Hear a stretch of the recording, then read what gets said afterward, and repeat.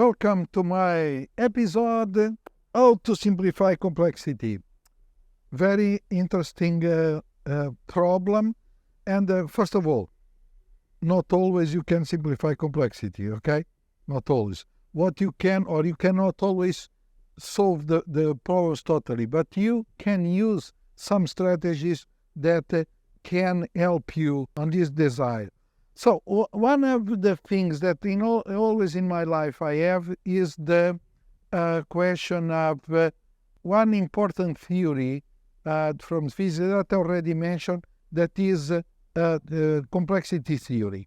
Well, when a problem is complex, and if you remember my talk before about to solve problems with an engineer, I mentioned, and several times I mentioned about abstraction, about the ability to create and to reduce unism, to create what are the basic components. So when you are faced from a complex problem, the first thing you have to try is to create, I would call, an architecture. Every engineer knows what is an architecture, but what is an architecture? You identify the main components and how they are related. You see, this is an important issue, because when you do this, you are immediately creating a global vision, so the abstraction that I'm always talking about, and then perceiving the interaction between these components. And then you can focus your attention on the specific part of problems. You use a bit the divide to conquer approach, and then solve one problem, and after you will try to solve the problem as a whole. So in terms of what I really want to tell you is, okay, we need to analyze, we need to create this kind of architecture, identify the main actors, the main stakeholders, the main entities that are there and how they interact, analyze individually, and then perceiving it as a whole. Another thing that you should always understand and put in your equation every day is, okay, is this a problem that is chaotic? You know, what is a chaos? What is the chaos? Chaos theory, simplify, everyone knows this about if a butterfly flaps the wings in China, then there will be a storm in Brazil.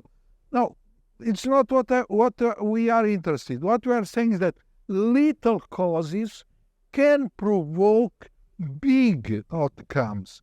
This means that if you, and this is fundamental for life, if you sometimes when the problem, you change a little bit one of the parameters, then this will have a very strong impact. And we have thousands of examples of this. For instance, in some political demonstrations, the fact that one person do something, this provoke the avalanche and the movement of and the biggest outcome. So this is some examples. So I can simplify complexity in terms of using a thorough, I would say, structured approach that we know, that is dividing, creating the architecture, identifying the parts, how they interrelate, analyzing, but also understanding aspects from the complexity theory, like self-organization, like these chaotic systems, because they are very important to understand many of the things in our daily life. Thank you very much.